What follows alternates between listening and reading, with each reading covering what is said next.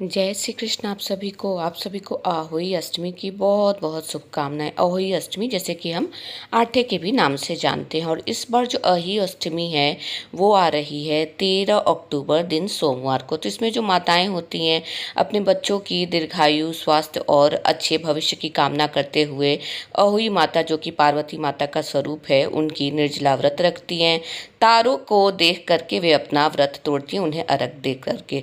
तो चलिए वीडियो में जानते हैं क्या क्या सामान लगेगा अहोई अष्टमी की पूजा में। तो देखिए, सर्वप्रथम इस तरीके का पाटा ले लीजिएगा। इसके बाद इस तरीके का एक कपड़ा जो पाटे के ऊपर आप बिछाएंगे वो ले लीजिएगा।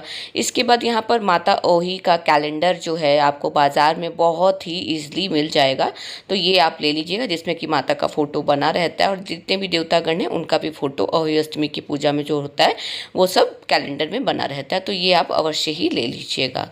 इसके बाद हम आगे बढ़ते हैं, उसके साथ क्या क्या लगेगा। तो देखिए, अहोई अष्टमी की पूजा में आपको 2 कलश लगते हैं, तो आप 2 कलश मिट्टी के ले लीजिएगा। आप चाहें तो 1 कलश मिट्टी का ले सकते हैं, और दूसरा कलश जो होता है वो धातु का भी आप ले सकते हैं।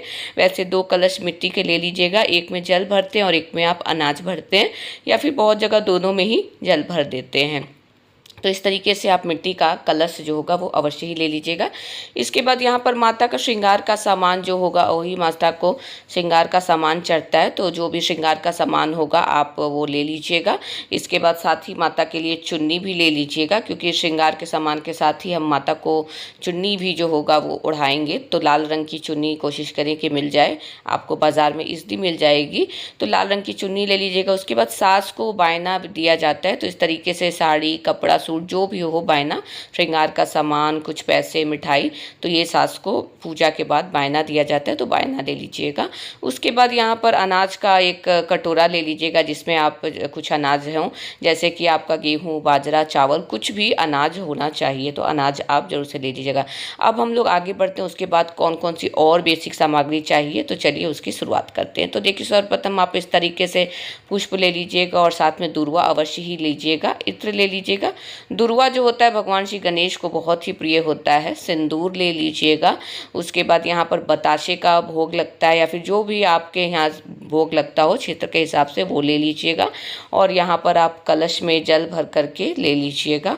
उसके बाद आगे बढ़ते हैं, यहाँ पर आप भगवान श्री गणेश के लिए जनेऊ ले लीजिएगा। उसके बाद यहाँ पर कुमकुम, रोली जरूर से ले लीजिएगा। साथ ही यहाँ पर हल्दी का तिलक आज के दिन अनिवार्य होता है करना। पहले हल्दी का तिलक करते हैं, फिर कुमकुम का, तो वो ले लीजिएगा। इसके बाद यहाँ पर आप पात्र ले लीजिएगा पवित्रीकरण करने के लिए, जल से भरा हुआ। साथ में आप यहाँ पर आरती करने के लिए कपूर ले लीजिएगा। दीपक ले लीजिएगा, जिसे कि आप प्रज्वलित करेंगे। उसके बाद यहाँ पर कुछ दक्षिणा ले लीजिएगा, जो कि पूजा में आई हुई कमियों को समाप्त करता है, तो दक्षिणा को अवश्य ही शामिल करिएगा। माचिस ले लीजिएगा दीपक प्रज्वलित करने के लिए और धूप जलाने के लिए। उसके बाद यहाँ पर आप 5 प्रकार का जो फल होता है अवश्य ले लीजिएगा।